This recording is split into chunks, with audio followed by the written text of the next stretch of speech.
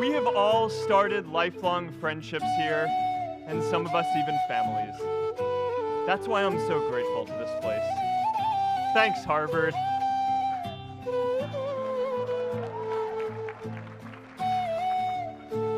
Today, I want to talk about purpose. But I'm not here to give you the standard commencement about finding your purpose. We're millennials. We try to do that instinctively.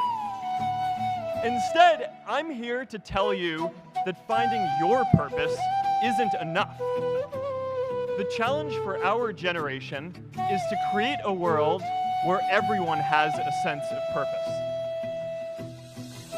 One of my favorite stories is when JFK went to go visit the NASA Space Center, and he saw a janitor holding a broom, and he asked him what he was doing, and the janitor replied, "Mr. President, I'm helping put a man on the moon."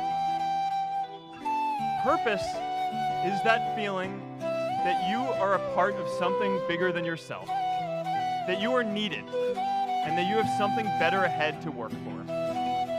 Purpose is what creates true happiness. And you are graduating at a time when this is especially important.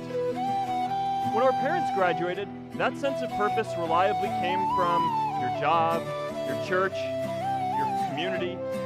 But today, technology and automation are eliminating many jobs. Membership in a lot of communities has been declining, and a lot of people are feeling disconnected and depressed and are trying to fill a void in their lives. As I've traveled around, I've sat with children in juvenile detention and opioid addicts who told me that maybe their lives would have turned out differently if they just had something to do, an after-school program or somewhere to go. I've met factory workers who know their old jobs aren't coming back and are just trying to find their path ahead. For our society to keep moving forward, we have a generational challenge to not only create new jobs, but create a renewed sense of purpose. I remember that night I launched Facebook from that little dorm in Kirkland House. I went to Noakes with my friend KX, and I remember telling him clearly that I was excited to help connect the Harvard community, but one day someone would connect the whole world. The thing is, it never even occurred to me that that someone might be us. We were just college kids. We didn't know anything about that. There were all these great big technology companies with all these resources, and I just assumed one of them would do it. But this idea was so clear to us that all people want to connect. So we just kept working on it, day after day after day. And I know that a lot of you are going to have your own stories just like this. A change in the world that seems so clear that you are sure someone else is going to do it. But they're not. You will. But it's not enough to have that purpose yourself. You also have to create a sense of purpose for others. And I found that out the hard way. You see, my hope was never to build a company. I wanted to have an impact. And as all these people started joining us, I just assumed that that's what they wanted to do too. So I never took the time to explain what it was that I hoped we built. A couple of years in, some big companies wanted to buy us. I didn't want to sell. I wanted to see if we could connect more people. And we were building the first version of Newsfeed at the time, and I thought, if we could just launch this, it could change how we all learn about the world. Nearly everyone else wanted to sell. Without a sense of higher purpose, this was their startup dream come true, and it tore our company apart. After one particularly tense argument, one of my close advisors told me if I didn't agree to sell the company right now, I would regret that decision for the rest of my life. Relationships were so frayed that within a year or so, every single person on our management team was gone. That was my hardest time leading Facebook. I believed in what we were doing, but I felt alone. And worse, it was my fault. I wondered if I was just wrong, an imposter, a 22-year-old kid who had no idea how things actually worked. Now, years later, I understand that that is how things work when there's no sense of higher purpose. So it's up to all of us to create it so we can all keep moving forward together. And today, I want to talk about 3 ways that we can create a world where everyone has a sense of purpose. By taking on big, meaningful projects together. By redefining equality so everyone has the freedom to pursue their purpose. And by building community all across the world. First, let's take on big, meaningful projects. Our generation is going to have to deal with tens of millions of jobs replaced by automation like self-driving cars and trucks. But we have the potential to do so much more than that. Every generation has its defining works. More than 300,000 people worked to put that man on the moon, including that jackal. Millions of volunteers immunized children around the world against polio, and millions of more people built the Hoover Dam and other great projects. And now it's our generation's turn to do great things. Now I know, maybe you're thinking, I don't know how to build a dam. I don't know how to get 1 million people involved in anything. Well, let me tell you a secret. No one does when they begin. Ideas don't come out fully formed. They only become clear as you work on them. You just have to get started. If I had to know everything about connecting people before I got started, I never would have built Facebook. Movies and pop culture just get this all wrong. The idea of a single eureka moment is a dangerous lie. It makes us feel inadequate because we feel like we haven't had ours yet. And it prevents people with seeds of good ideas from ever getting started in the first place. Oh, and you know what else movies get wrong about innovation? No one writes math formulas on glass, okay? All right? That's not a thing, okay?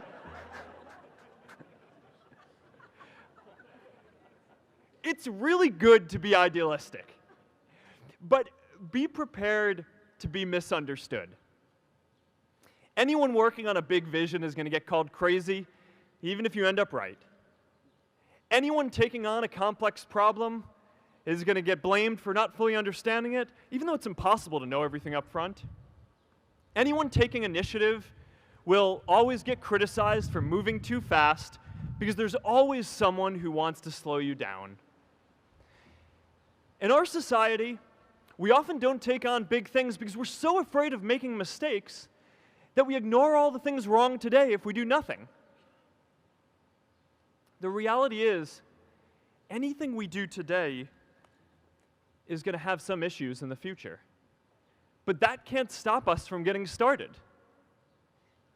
So what are we waiting for? It is time for our generation-defining great works.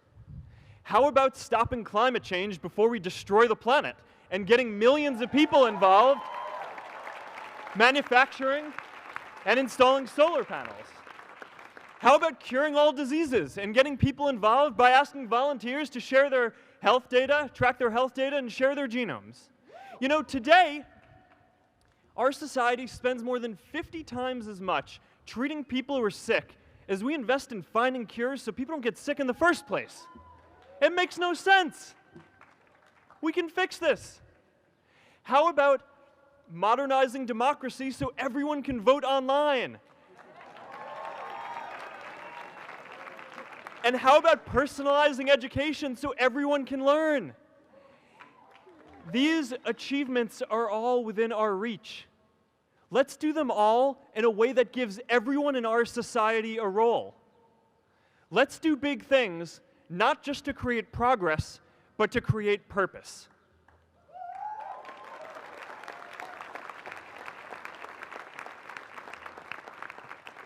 So taking on big, meaningful projects together is the first thing we can do to create a world where everyone has a sense of purpose. The second is redefining our idea of equality so everyone has the freedom to pursue their purpose. Now, many of our parents had stable jobs throughout their careers, but in our generation, we're all a little entrepreneurial, whether we're starting our own projects or finding our role in another one. And, you know, that's great, because our culture of entrepreneurship is how we create so much progress. An entrepreneurial culture thrives when it is easy to try lots of new ideas. Facebook wasn't the first thing I built. I also built chat systems and games, study tools and music players, and I'm not alone. J.K. Rowling got rejected 12 times before she finally wrote and published Harry Potter. Even Beyoncé had to make hundreds of songs to get Halo. The greatest successes come from having the freedom to fail. Now, today, we have a level of wealth inequality that hurts everyone. When you don't have the freedom to take your idea and turn it into a historic enterprise, we all lose. And right now, today, our society is way over-indexed on rewarding people when they're successful, and we don't do nearly enough to make sure that everyone can take lots of different shots. Now, let's face it, there is something wrong with our system when I can leave here and make billions of dollars in 10 years, while millions of students can't even afford to pay off their loans, let alone start a business.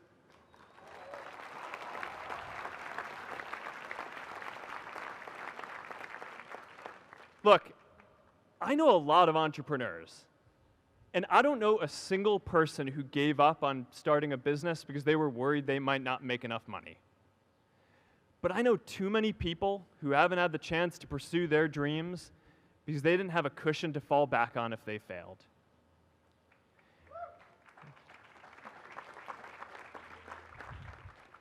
We all know you don't get successful just by having a good idea or working hard. You get successful by being lucky too. If I had to support my family growing up instead of having the time to learn how to code, if I didn't know that I was going to be fine if Facebook didn't work out, then I wouldn't be standing up here today. And if we're honest, we all know how much luck we've had to get to this point in our lives. Every generation expands its definition of equality. Previous generations fought for the vote and civil rights. They had the New Deal and Great Society. And now it's time for our generation to define a new social contract.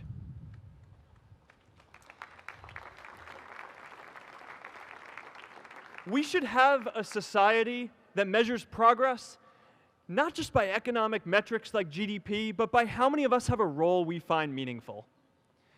We should explore ideas like universal basic income to make sure that everyone has a cushion to try new ideas. We're all going to change jobs and roles many times, so we need affordable childcare to get to work and healthcare that's not tied to just one employer. And we're all going to make mistakes. So we need a society that's less focused on locking us up and stigmatizing us when we do. And as our technology keeps on evolving, we need a society that is more focused on providing continuous education through our lives.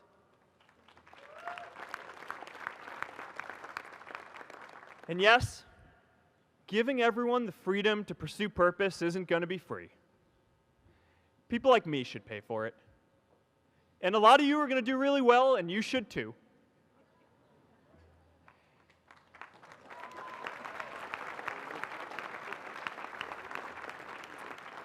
That is why Priscilla and I started the Chan Zuckerberg Initiative and committed our wealth to promoting equal opportunity.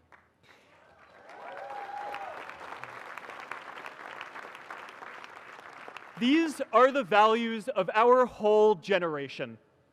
It was never a question of if we were going to do this. The only question was when. Millennials are already one of the most charitable generations in history. In just 1 year, more than 3 in 4 US millennials donated to charity, and more than 7 in 10 raised money for another one. But it's not just about giving money. You can also give time. And I promise you, if you just take an hour or two a week, that's all it takes to give someone a hand and help them reach their potential. Now, maybe you're thinking, that's a lot of time. I'm not sure if I have that much time. I used to think that. You know, when Priscilla graduated from Harvard, she became a teacher.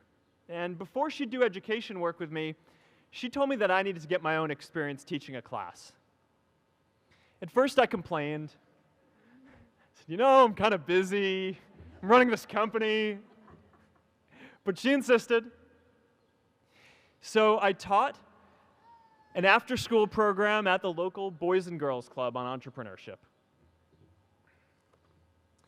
I taught those kids lessons on product development and marketing, and they taught me what it was like growing up feeling targeted for your race, and what it's like having a family member in prison.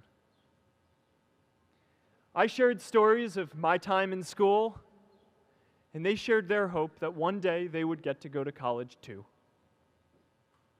For 5 years, I've had dinner with those students every month. One of them even threw Priscilla and me our first baby shower. And next year, they're going to college. Every one of them, first generation in their families. We can all make time to give someone a hand. Let's give everyone the freedom to pursue purpose, not just because it's the right thing to do, but because when more people can turn their dreams into something great, we are all better for it.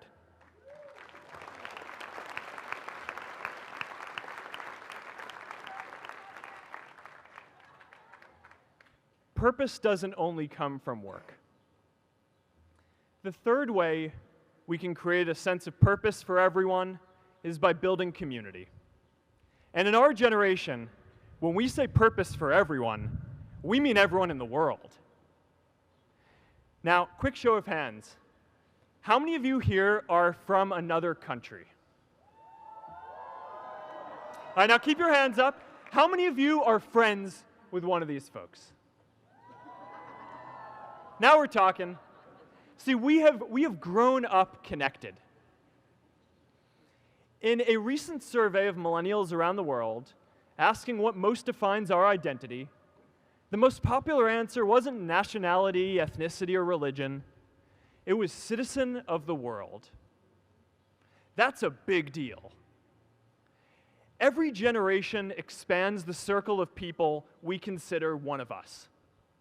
And in our generation, that now includes the whole world. We understand that the great arc of human history bends towards people coming together in ever greater numbers, from tribes to cities to nations, to achieve things that we could not on our own. We get that our greatest opportunities are now global. We can be the generation that ends poverty, that ends disease. And we get that our greatest challenges need global responses too. No country can fight climate change alone or prevent pandemics. Progress now requires coming together, not just as cities or nations, but also as a global community. But we live in an unstable time.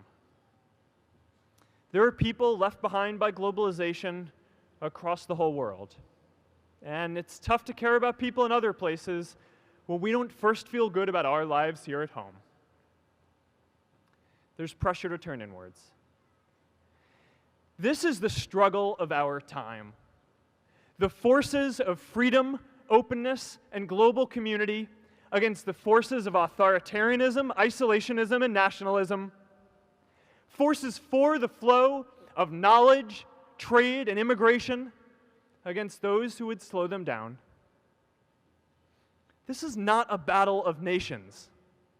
It is a battle of ideas. There are people in every country for more global connection, and there are good people against it. And this isn't going to be decided at the UN either.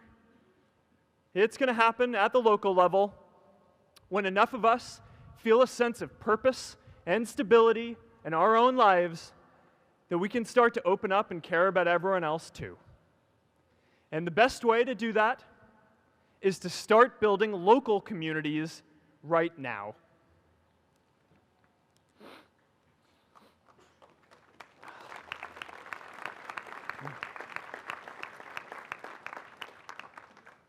We all get a lot of meaning from our communities. Who here's from Elliott House? How about Lowell? I know you guys found community because you literally live right on top of each other. And Mather? I'll just leave that there. Whether our communities are houses or sports teams, churches or a cappella groups, they give us that sense that we are a part of something bigger, that we are not alone. They give us the strength to expand our horizons. And that's why it's so striking that over the past few decades, membership in all kinds of communities has declined by as much as 1/4. That's a lot of people who now need to find a sense of purpose somewhere else. But I know that we can rebuild these communities and start new ones because many of you already are. I met Agnes Agoye, who's graduating today. Agnes, where are you?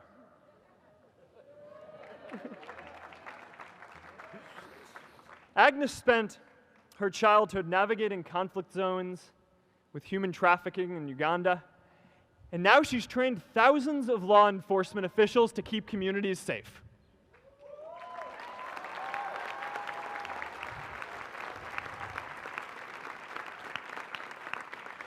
I met Kayla Oakley and Neha Jain, who are graduating today too. Stand up, guys. Kayla and Neha started a nonprofit that connects people suffering from chronic illnesses with people in their communities who are willing to help out.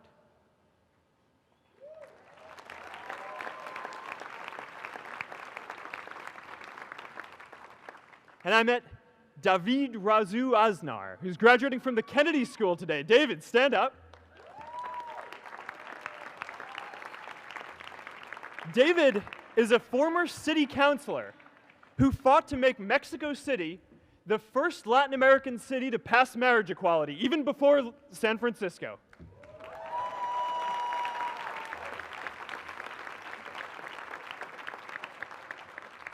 And this is my story too.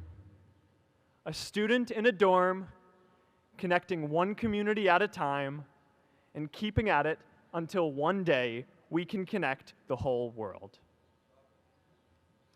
Change starts local. Even global change starts small with people like us.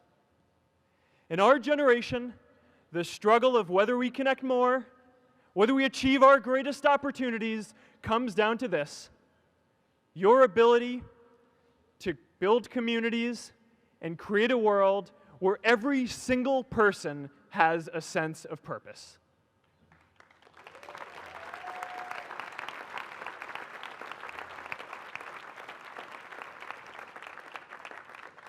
Class of 2017, you are graduating into a world that needs purpose, and it's up to you to create it.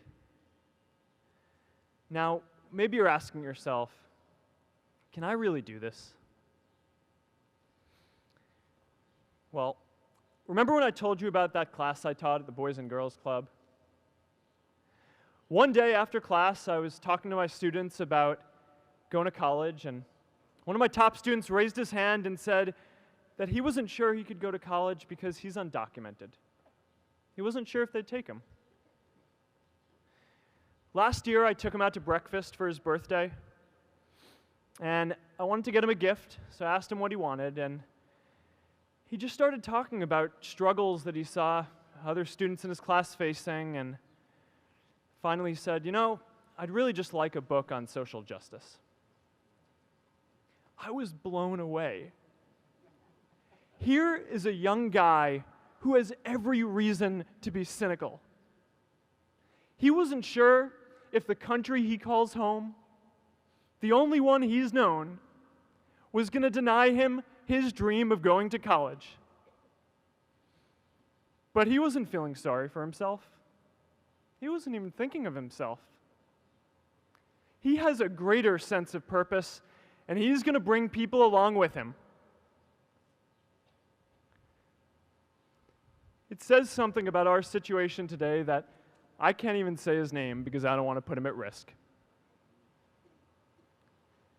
But if a high school senior who doesn't know what the future holds for him can do his part to move the world forward, then we owe it to the world to do our part too.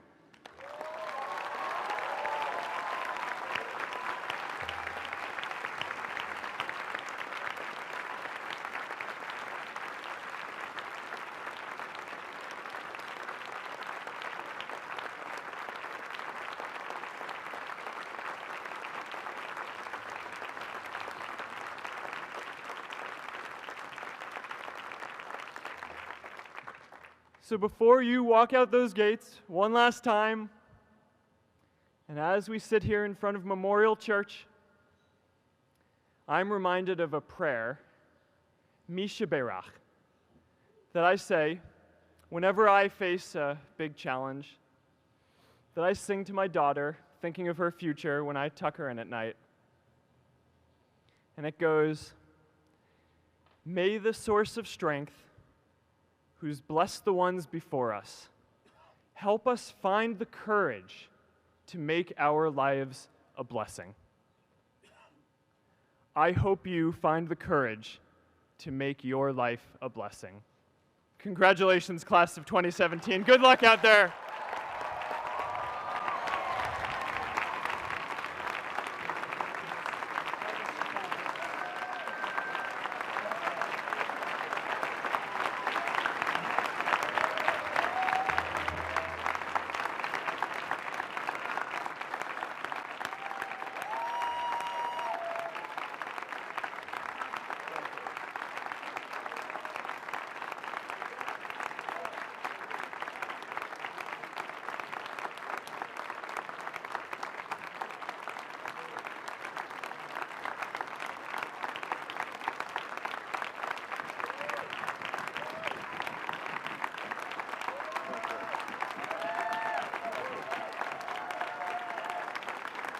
Thank you.